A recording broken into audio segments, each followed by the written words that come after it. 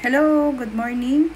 So today I will be teaching you how to read the resistor color coding using yung mga color bands in each resistor. So let's start. So actually there are four types of color codings or color bands of resistors based on the number of the bands that they have. So first we have the 3 bands, the 4 band resistor, the 5 band resistor, and the 6 band resistor. So by the way, these color banded resistors are those resistors that are fixed. So last time na-discuss natin na mayroon tayong fixed and variable resistors. So these color-coded resistors are one of the type of fixed resistors. Okay. So, pero let's first discuss yung 4 bands since ito yung most common na resistor na nabibili natin or available. Okay. So, each color band represents a value, no, that you can see in this color code, resistor color code table or chart. Okay. So, for example, this resistor with color brown, green, red, and the last one is color gold. So, we have different colors, the black, brown, red, orange, yellow, green, blue, violet, gray, white, gold, and silver. So, anong napapansin nyo dito sa mga colors ng resistors? So, yes, kung napapansin nyo yung color ng rainbow, di ba? Roy G. Biv. So, nag-start dito sa red, papunta dun sa violet. Pero, there are 2 colors before and after. No? Na yun lang kailangan memorize. Alam nyo na yung Roy G. Biv. So, sa taas, black, tapos brown muna. Then, sa last, gray, and then white. Then, we also have gold and silver. So, later, ano ba yung mga colors na yan? Sabihin ko. Okay. So, let's start with this 4-band resistor. So, yung first digit o first color represents the first digit. O, ito yung unang digit sa value ng resistance. The second color represents the second significant digit. So, meaning whatever yung values ng first and second dito sa table, kukunin nyo lang siya. Susulat nyo lang. Then, we have the multiplier for the third band. Ito yung mga multipliers natin sa table, sa third column. Then, we have the tolerance dito sa fourth column.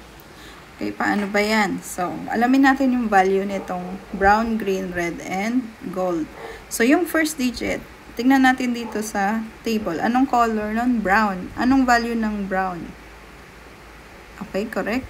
1. So, isulat natin 1. How about the second digit? Green. Tingnan natin yung green. It's 5. Tama? 5.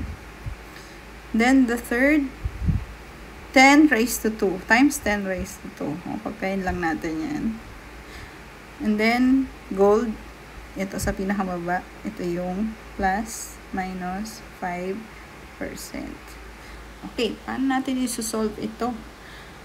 Ganito yung unang gagawin nyo. Yung first and second digit, since significant digits sila, ibababa nyo lang.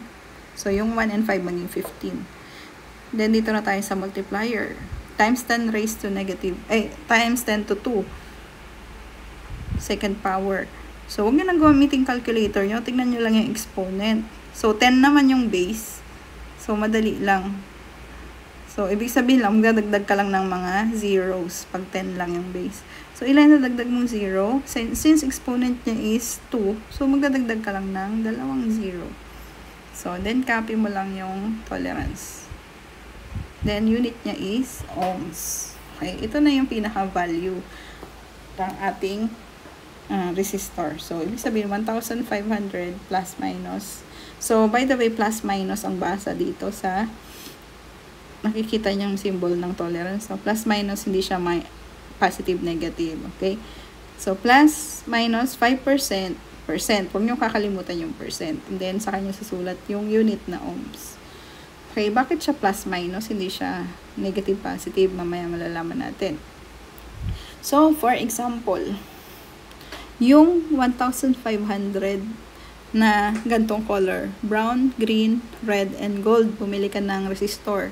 So, based dito sa computation, dapat pag measure mo siya is 1,500 yung mame-measure mo. Pero sa totoong buhay, hindi yun saktong 1,500.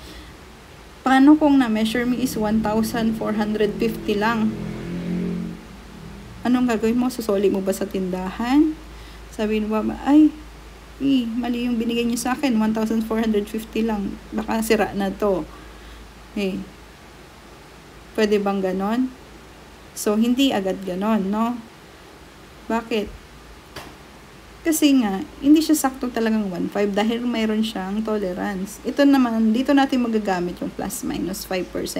So, ibig sabihin, the value can be 5% more than 1.5 or it can be 5% lower than 1.5. Yun yung ibig sabihin ng plus at saka minus. Okay? Paano natin malalaman ngayon? Gaano siya kababa or gaano siya kataas na magva-vary? Tawag sa tolerance natin is variation from the nominal value. This is the nominal or average value ng resistance. So, ito yung nasa gitna. Kunin natin yung variation niya sa taas and variation niya sa baba. Paano yun? Kunin natin yung 5% ng nominal value. 5% of 1,500. Paano ba yung kukumputin? Gamit lang yung calculator or pwede yung compute nyo mentally. Paano ba i-convert tong 5% sa decimal? So, i-move mo lang ng dalawa pakaliwa. So, L%. Yan. 0.05 times 1.5. Ilan yan? This is 75 ohms. Tama ba? Oh. 75 ohms. Anong gagawin natin sa 75? Ito yung tolerance. Ibig sabihin, pwedeng bumaba ng 75 ohms yung resistance na nabili natin, resistor, or pwedeng tumaas ng 1.5. So, compute natin ngayon yung resistance niya, yung minimum resistance, hanggang saan siya bababa. So, ang gagawin mo lang, nominal value, which is 1.5, minus yung tolerance na na-compute natin, which is 75. Ilan yan? 1,425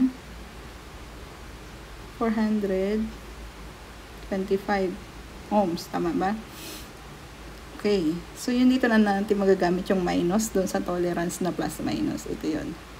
Then, R max. O, anong gagamitin naman natin ngayon na operation? Tama. Yung plus 75. Yun, kaya, that explains the plus and minus. Hindi siya positive, negative. Okay? So, 1.5 minus 75. Ay, mali ako dito. Ay, plus pala. 1.5 plus 75. 1.575. Gulo ko na. Yan. So, ibig sabihin, bababa siya ng 1.425. Pwede siyang tataas na hanggang 1.575. So, kunin natin yung range. So, yung range from the minimum papuntang maximum. Susulat lang natin. 1.425 ohms hanggang 1.575 ohms. So, kapag may nakita kang resistor na ang color niya is brown, green, red, gold, ibig sabihin, ang nominal value niya ay 1.5 with a tolerance of plus minus 5%. And kapag kinompute mo yung range ng possible na magiging value niya pag sinukat mo siya using ohmmeter, is pwedeng mula 1.425 hanggang 1.575 ohms. Yung kakalimutan yung ohms. So, balik tayo dun sa question ko kanina. Bumili ka ng resistor na ang color coding niya supposedly is 1.5. Pero na-measure mo siya, 1.450 lang. Good pa ba siya? Yes, tama. Kasi nga, pasok pa siya dito sa range. Pero pag bumaba na siya, di ba, 1.3 na lang yung na-measure mo, ibig sabihin, no good na siya kasi nga, bumaba na siya dito sa range. Okay, naintindihan ba? Pero, pwede mo pa rin naman gamitin yon. It's up to you kung gusto mo pa siya. Kung napakaliit lang naman ng difference na 100 ohms lang. Pero kung libo-libo, pwedeng hindi mo na siya gamitin. humanap ka ng medyo tamang sukat. Okay? Sige. Example pa tayo. Ayan ba yun? Okay. Ito naman. Try natin ito. Itong actual na itsura ng resistor para hindi kayo malito.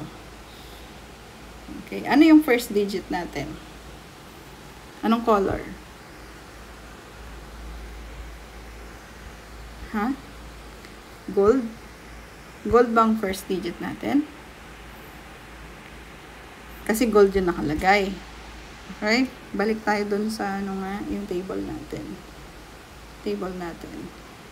Okay, kung makikita niyo first digit, walang value yung gold at saka silver, even sa second digit. May value lang siya as multiplier and tolerance. So, ibig sabihin, hindi natin pwedeng gamitin yung gold and silver as first and second digit. Okay? Pwede lang siya sa third and fourth. So, ano ibig sabihin nun? Bakit dito nauuna yung gold? Paano ko ba malalaman kung ano yung first digit? Siyempre, pwede mabalik-baliktad, no? So, una yon, kailangan, tandaan nyo na walang gold na first digit. So, ibig sabihin, baliktad, no? Ang first digit natin ay yung kabila. So, kailangan, paano to? Ibaliktarin natin. Ikutin ko na lang, hindi ko alam wait lang. Ayan. Okay, pasensya na. Yan. So, dapat ganyan pala. So, yung first digit natin ay brown. Second is black. Third band is orange. And then, fourth is yung gold. Okay. Ano ba yung brown? Screenshot nyo ba kanina yung table? Sige, screenshot nyo nga ito. Para may reference kayo. Pero pwede nyo namang hanapin sa Google. Ang dami namang ganyan eh. Okay na? Okay, balik na tayo dito. Tingnan na. Okay, so yung brown, anong equivalent ng brown? Yes, 1. Okay, next, yung black. Okay, 0. Then, orange times 10 raised to 3. Then, gold, same pa rin, plus minus 5%. Okay, anong gagawin natin? So, gawin natin kanina, bring down lang yung first and second digit. Then, ilang 0 idadagdag natin? Tingnan lang natin exponent. So, 3. 1, 2, 3. 10,000 plus minus 5% ohms. Yan.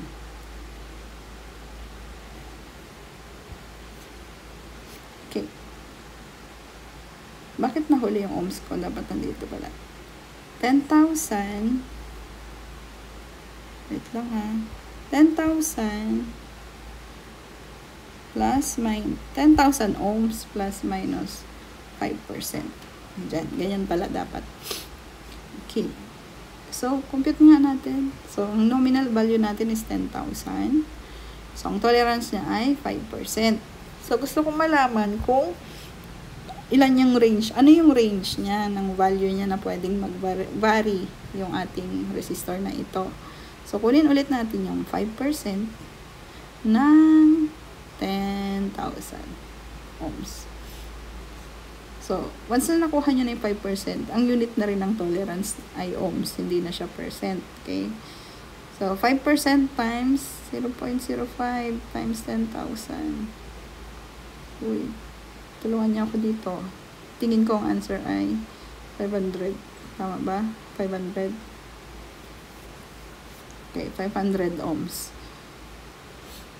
Kunin natin yung minimum na magbabari. Okay. 10,000 minus 500 is 9,500. Tama ba? 9,500 ohms. R max. Hanggang saan siya tataas naman? 10,000 plus 500. So, hanggang 10,500 ohms. So, therefore, yung kanyang range is equal to 9,500 ohms to 10,500 ohms. Okay, tago ko muna ito mga ito. Okay, na-gets ba? Gets? Dali lang, di ba? So, kailangan nyo lang talaga i-memorize yung color coding. May mga mnemonics dyan. I-search nyo sa Google. Ano yung pwedeng sentence o phrase na mabubuo para ma-memorize nyo yun. Mnemonics tawag doon. Mnemonics.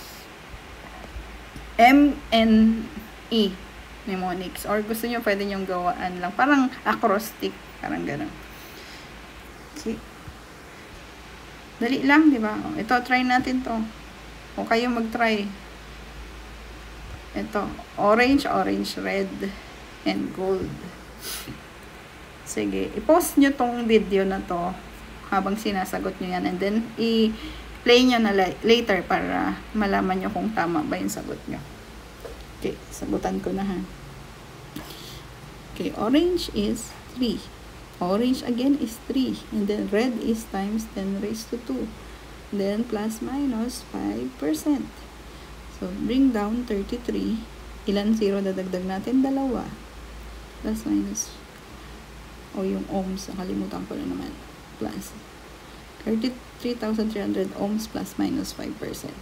Kunin natin yung 5% ng 3,300 is 165. Tama ba? I-correct nyo ako pag mali yung computation ko. Okay. Armin, minus nyo muna. 3,300 minus 165 is 3,135 ohms. Tama ba? Armax, 3,300 plus 165.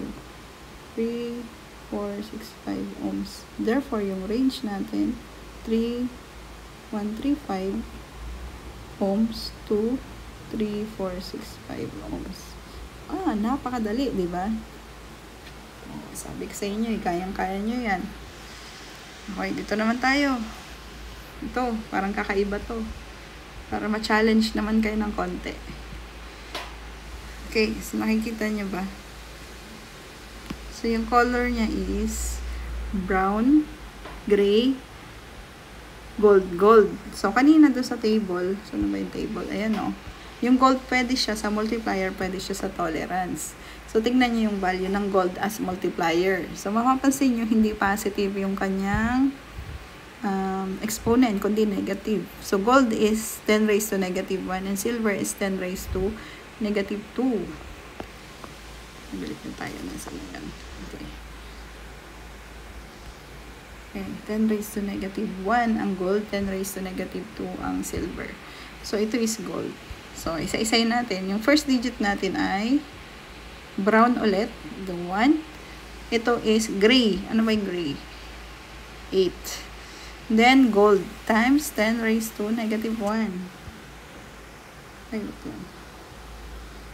Times 10 raised to negative 1. Ano ba yan? Ang dami nagme-message eh. Okay, times 10 to negative, sorry. Then, yung ating tolerance ay plus minus 5%. Sabi ko, ang common ginagamit is silver at saka gold. Okay. So, i-bring down lang natin yung 18. Ngayon, anong gagamitin natin? Negative 1 siya. Ibig sabihin, i-move natin ng 1 step to the left.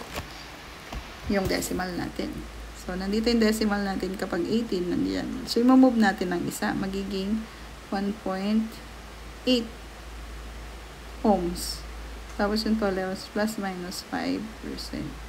So, yan na yung nominal value niya. 1.8 ohms plus minus 5%. Ito yung gumagamit ng multiplier na gold and silver is yung mga maliliit na value ng resistance. Okay? So, compute natin yung Armin. Ay, hindi pa pala natin na-compute yung tolerance. Compute mo natin tolerance. Tolerance.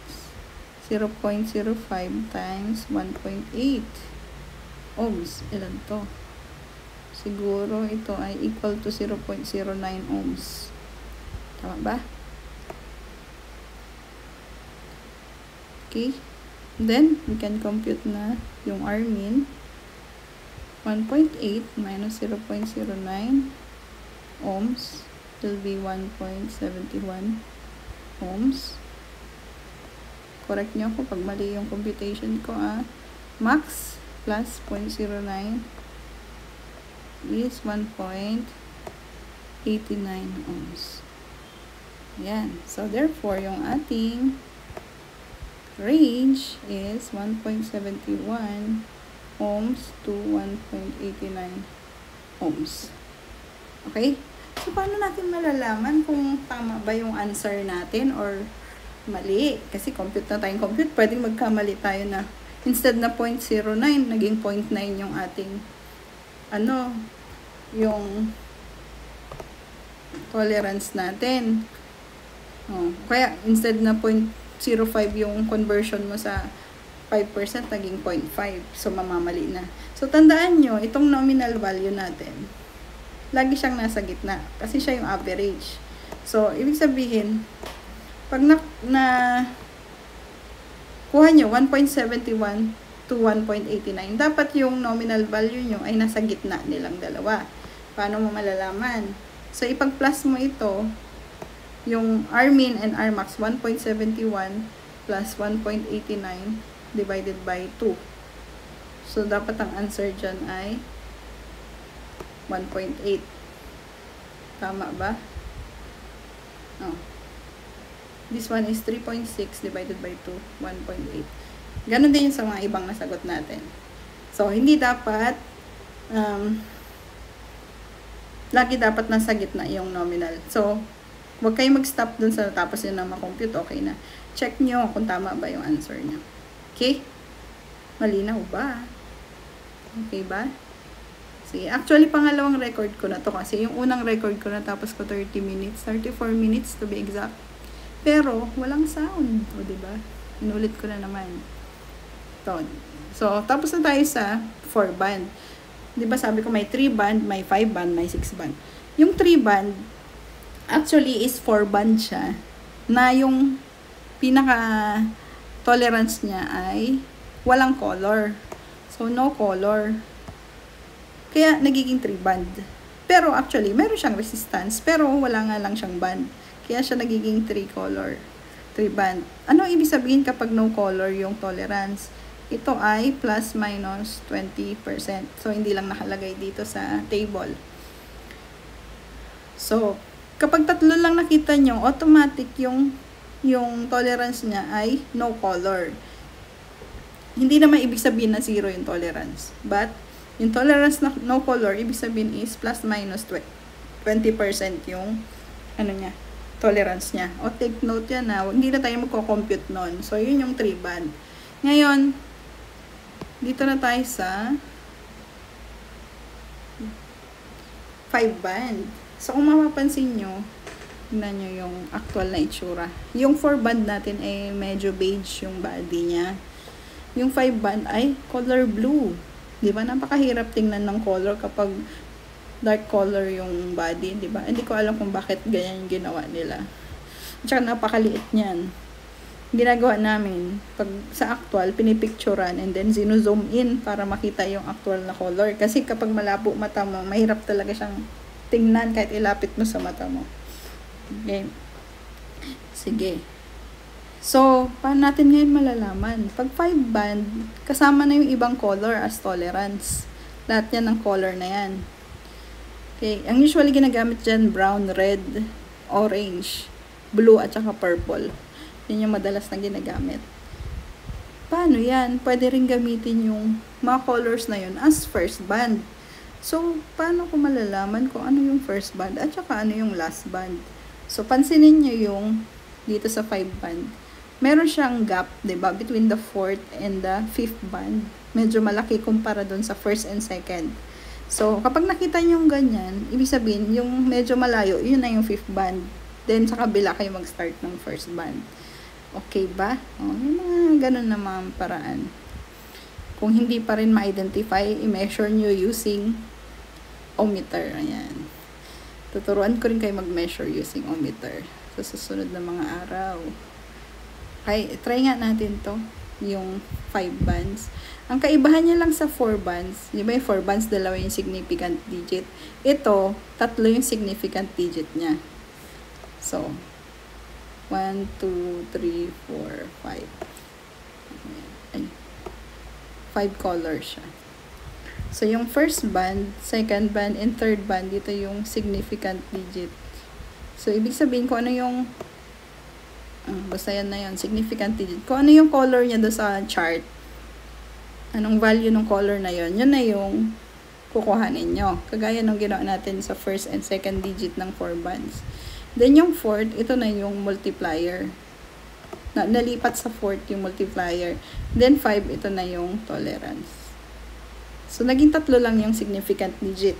Ibig sabihin, mas specific ito kumpara dun sa 4 bands, no? Kasi hanggang third digit siya eh. Okay, so example itong brown,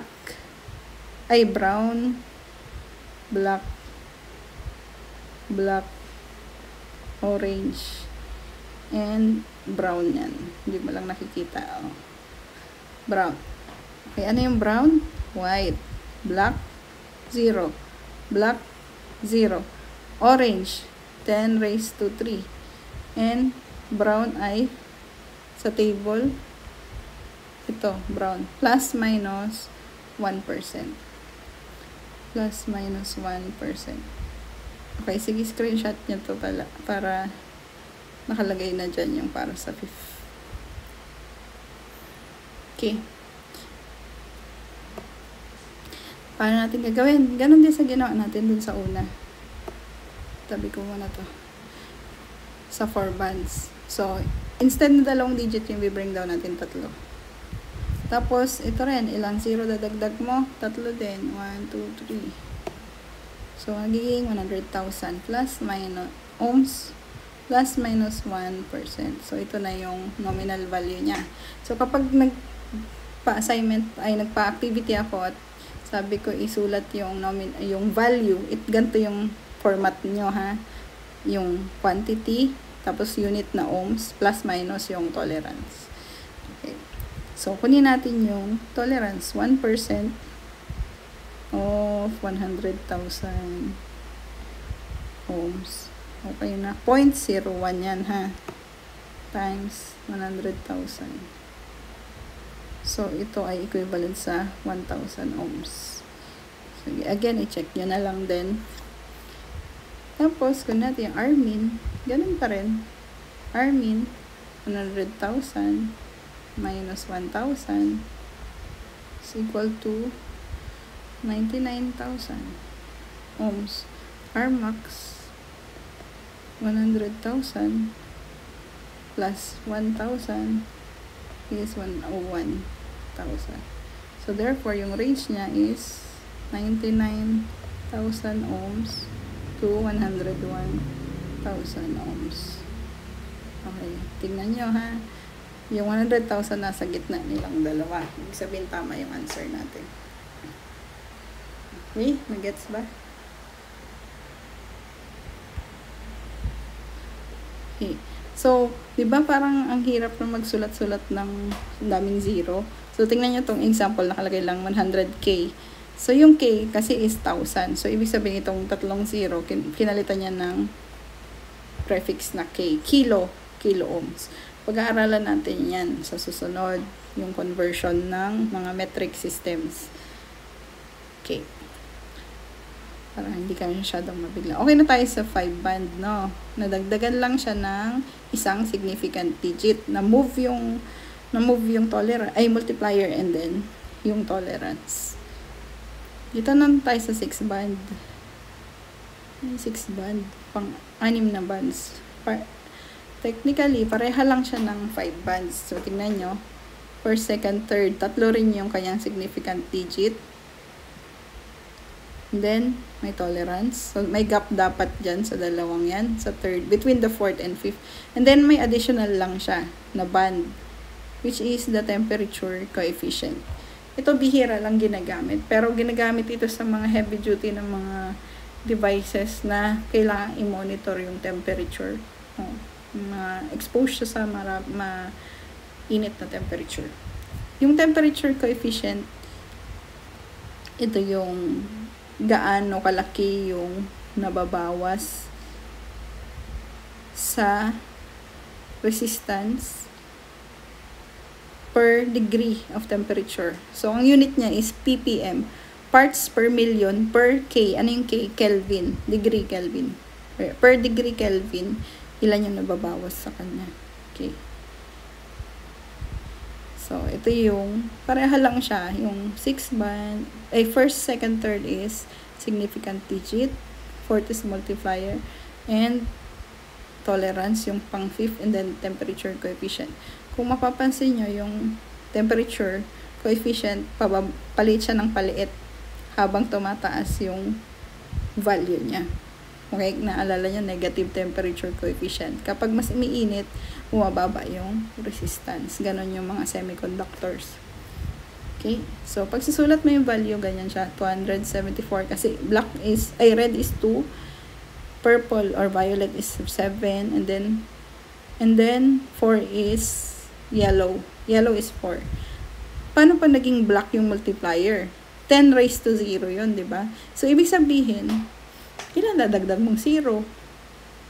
Wala. Kasi nga, 0 yung exponent, di ba? Sabi ko nga kung ilan yung exponent niya, yun ang dadagdag mong 0. O 0 yung exponent, ibig sabihin, wala kayong dadagdag na 0. So, parang times 1 lang siya. So, kaya ang value niya is 274 ohms lang. Plus minus, 2%. Ito yung kayang tolerance, 2%. Then, kayang temperature coefficient ay 250. Dahil kulay black siya. Okay, ganun lang yon, kadali. Okay, so later magsasend ako ng activity nyo. Activity sheet. Pwede nyo answeran yan. Ipopost ko sa Google Classroom. Kaya yung mga classmates nyo na hindi pa kasama sa Google Classroom, pakisabi, mag-join na. And doon nyo rin ipopost yung answer nyo. So, bigyan ko kayong time hanggang Sunday na ipost yung answer nyo dun sa activity. Okay? May question ba? Kung may question, mag-message na lang kayo sa ating GC. Okay. That's all for today, and I hope na natapos nyo yung panoorin itong video until the end. So, salamat. Have a nice day and always keep safe.